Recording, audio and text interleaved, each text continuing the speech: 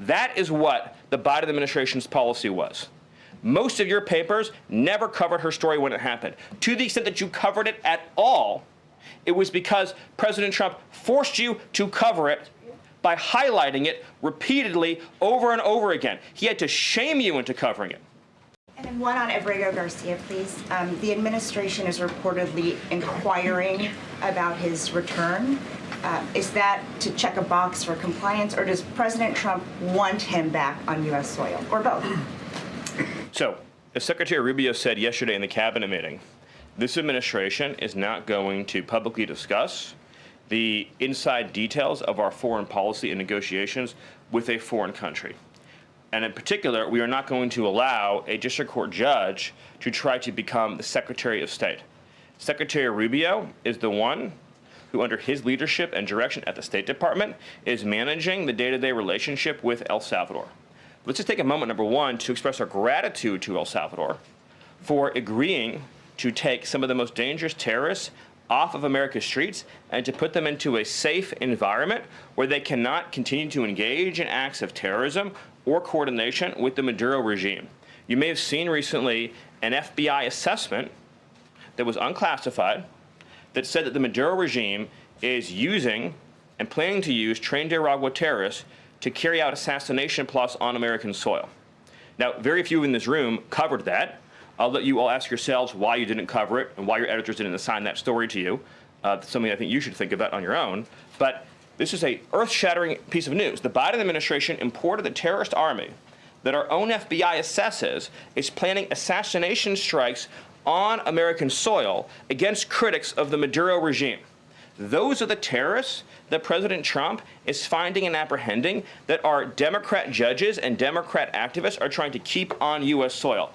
Trinidad has the same legal status as Al-Qaeda and ISIS. MS-13 has the same legal status as Al-Qaeda and ISIS. These are foreign terrorists operating on our soil. And our gratitude to El Salvador for agreeing to take custody of these terrorists is immense.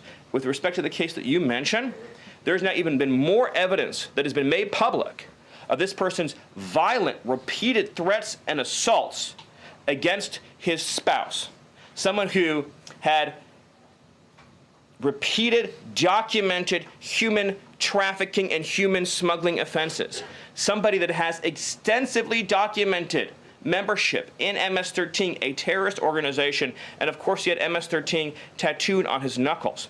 This is a person that was a clear and present danger to the safety of the American people.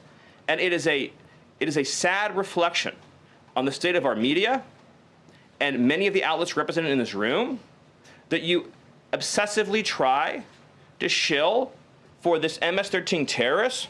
Well, no coverage occurred in your papers about any of the Americans that were raped and tortured and murdered by the illegals that Biden was importing into our country.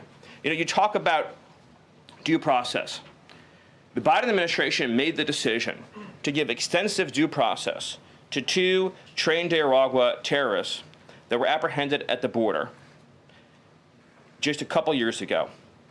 They were two gentlemen. They were from Venezuela. They were members of Trinidad. The Biden administration Border Patrol apprehended them and made the decision to provide them with extensive due process, put them onto a program known as supervised release, and put them on ankle monitors so that they could go through a lengthy legal, judicial determination as to whether these legal aliens who had just set foot on U.S. soil might want to live in the United States for the rest of their lives. What was the result of that decision? What was the result of that choice that was made? Those two men kidnapped a young girl named Jocelyn Ungary from her family. They beat her, they sexually assaulted her, they tortured her, they stripped her, they murdered her, and they dumped her body. That is what the Biden administration's policy was. Most of your papers never covered her story when it happened. To the extent that you covered it at all, it was because President Trump forced you to cover it by highlighting it repeatedly over and over again. He had to shame you into covering it. And each and every one of you that sides over and over again with these MS-13 terrorists, To the extent that you have the financial means to do so, you all choose to live in condos or homes or houses as far away from these kinds of gangbangers as you possibly can. If I offered any one of you a rent-free home with no taxes to pay in any of these gang neighborhoods, and I said your neighbors are MS-13 terrorists or Mexican mafia or Sinaloa cartel or Tren de Aragua, I couldn't pay you to live there. But yet you, with your coverage, are trying to force innocent Americans to have these people as their neighbors, and that one day their daughter may be abducted from their home and raped and murdered. So you're not going to get an ounce of sympathy from this administration or President Trump for the terrorists who've invaded our homes